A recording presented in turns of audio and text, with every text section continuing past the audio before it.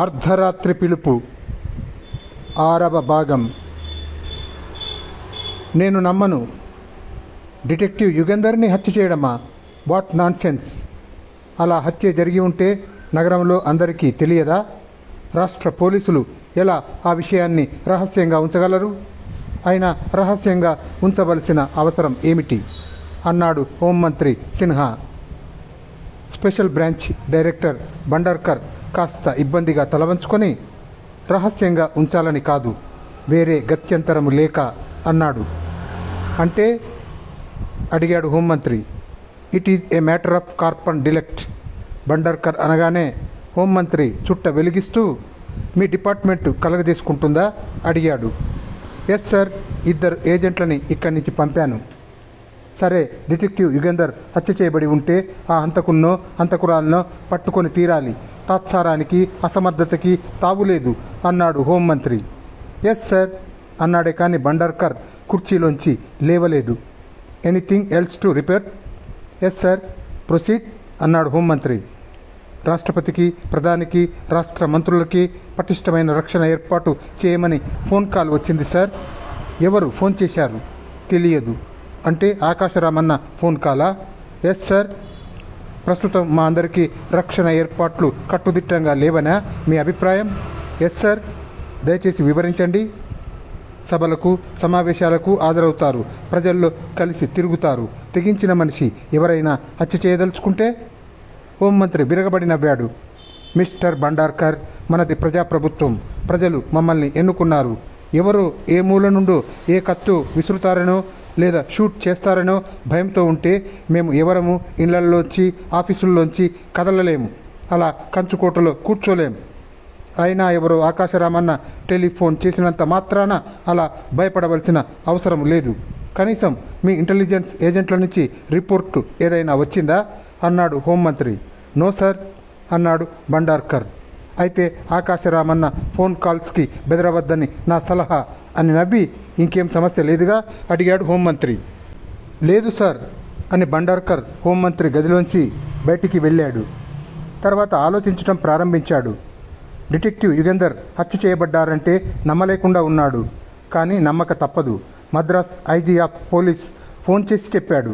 యుగంధర్ని ఎందుకు హత్య చేశారో తెలియదు కనుక యుగంధర్ అసిస్టెంట్స్ రాజు, కాత్యాల ప్రాణాలకి కూడా ప్రమాదం ఉందేమోనని వీళ్ళ ఇద్దరిని చెరొక చోట తగిన రక్షణ ఇచ్చి ఉంచానని ఐజీ చెప్పాడు.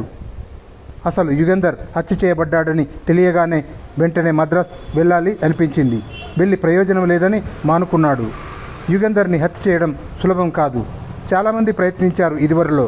అంటే యుగంధర్ని హత్య చేసిన మనిషి చాలా ఘటికుడు అయి ఉండాలి. ఆ కారణంగా ఎవరు ఎవరిని హత్య చేయరు. యుగంధర్ని హత్య చేయడానికి కారణం ఉండాలి. ఏమిటా కారణం? ఐజీ చెప్పలేకపోయాడు. రాజుకి, కాత్యాకి కూడా తెలియదన్నారు. తను పంపిన ఏజెంట్లైనా తెలుసుకుంటే?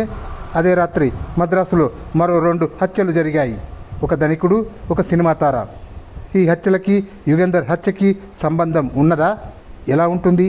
ఇలా పరిపరి విధాల ఆలోచనలతో భండార్కర్ ఆలోచిస్తూ ఉండగా, మిమ్మల్ని అత్యవసరంగా కలుసుకోవాలని ఒక యువతి వచ్చారు సార్ అన్నాడు పిఏ. యువత? బహుశా కాత్య అయి ఉండాలి అనుకొని పంపించు అన్నాడు భండార్కర్. నిమిషం తర్వాత ఒక యువతి లోపలికి వచ్చింది. ఆమె కాత్య కాదు. ఎవరమ్మా మీరు అడిగాడు భండార్కర్. యుగంధర్ గారు మిమ్మల్ని కలుసుకోమన్నారు. మీతో విడిగా మాట్లాడాలి. భండార్కర్ పిఏ వైపు చూసి తల ఊపాడు. పిఏ వెళ్ళిపోయాడు. ఎస్ అడిగాడు భండార్కర్. ఒక్క క్షణం, నా హ్యాండ్ బ్యాగ్లో ఒక చిన్న పుస్తకం ఉంది, అది ఇస్తాను అని ఆమె బ్యాగ్లోంచి చిన్న పుస్తకం తీసి ఇచ్చింది. స్పెషల్ బ్రాంచ్ డైరెక్టర్ భండార్కర్ ఆ పుస్తకం తీసుకొని పేజీలు తిప్పాడు. మొదటి పేజీలో పైన డిటెక్టివ్ యుగంధర్ అని వ్రాసి ఉన్నది.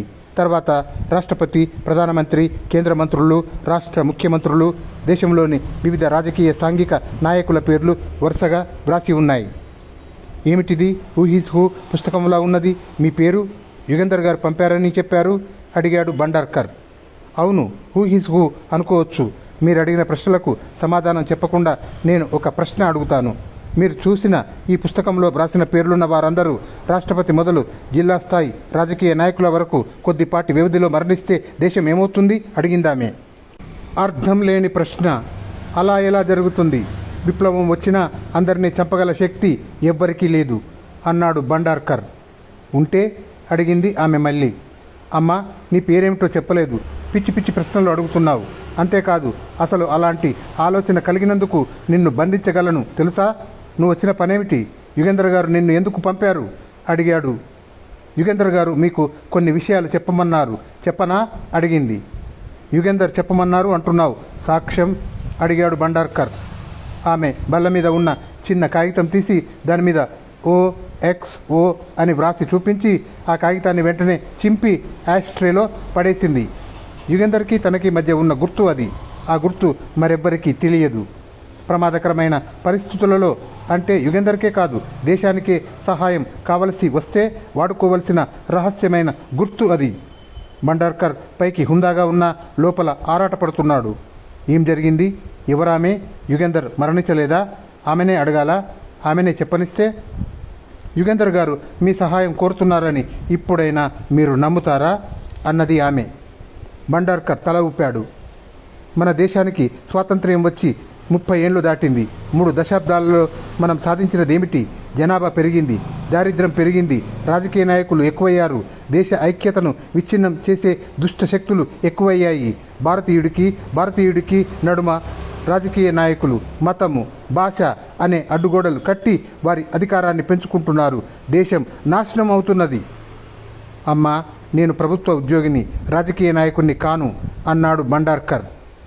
యుగేందర్ గారు చెప్పిన విషయాలు చెప్పమన్నారు, చెప్తున్నాను. కాస్త ఓపికతో వినండి.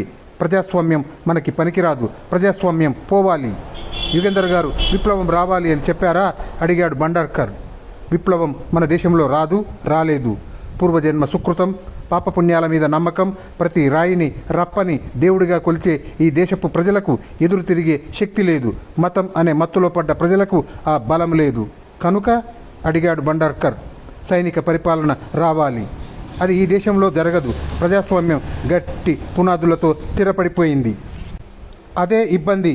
అందువల్లే రాజకీయ నాయకులు అందరినీ, అధిష్టాన నాయకుల మొదలు జిల్లా నాయకుల వరకు అందరినీ కొద్దిపాటి వ్యవధిలో హతమారిస్తే ప్రజాస్వామ్యం పట్టాలు తప్పిన రైలులా అవుతుంది. దేశం కోసం సైనిక అధికారులు పరిపాలన బాధ్యత తీసుకోవలసి వస్తుంది. ఇది ఎవరి అభిప్రాయం అడిగాడు భండార్కర్. మీ స్పెషల్ బ్రాంచ్ ఏజెంట్లు తర్ఫీదు పొందినవారు, ఇచ్చిన ఆదేశాలను తూచా తప్పకుండా ఆచరించే సమర్థులు, మంచి చెడు, న్యాయము అన్యాయము, ధర్మము అధర్మం గురించి ఆలోచించకుండా ఆజ్ఞలను పాటించడమే కర్తవ్యంగా భావించే శిక్షణ పొందిన వాళ్ళు. మీ డిపార్ట్మెంటు సహకారంతో ఈ జాబితాలో ఉన్నవారిని రాష్ట్రపతి మొదలు ప్రధానితో సహా అందరినీ ఒక్క వారం లోపున హతమార్చవచ్చు అన్నది ఆమె. షటప్ అన్నాడు భండార్కర్ ఉగ్రుడై. ఆవేశపడకండి. మీ మిత్రుడు యుగేందర్ గారు చెప్పిన విషయాలు చెప్పాను. నన్ను యుగేందర్ పంపారని నిరూపించాను. నేను నమ్మను. ఇందులో ఏదో మోసం ఉంది. యుగేందర్ ఇంత దేశద్రోహం తలపెట్టరు. యుగేందర్ ఎక్కడ ఉన్నారు? నేను ఆయన్ని వెంటనే కలుసుకోవాలి. యుగేందర్ గారిని కలుసుకుంటే ఆయన స్వయంగా చెప్తే మీరు మాతో సహకరిస్తారా? ఇంపాసిబుల్. నిన్ను, యుగేందర్ని, మీ అందరినీ అరెస్టు చేస్తాను అరిచాడు భండార్కర్. ఆమె నవ్వింది. ఎవరు? మీరా అంటూ హ్యాండ్ బ్యాగ్లోంచి రివాల్వర్ తీసి భండార్కర్ ఛాతి మీదికి గురిపెట్టింది. నన్ను షూట్ చేసి ఇక్కడి నుంచి తప్పించుకొని పారిపోతావా అన్నాడు భండార్కర్ రివాల్వర్నే చూస్తూ. అన్నది. మీట మీద వేలు పెట్టింది.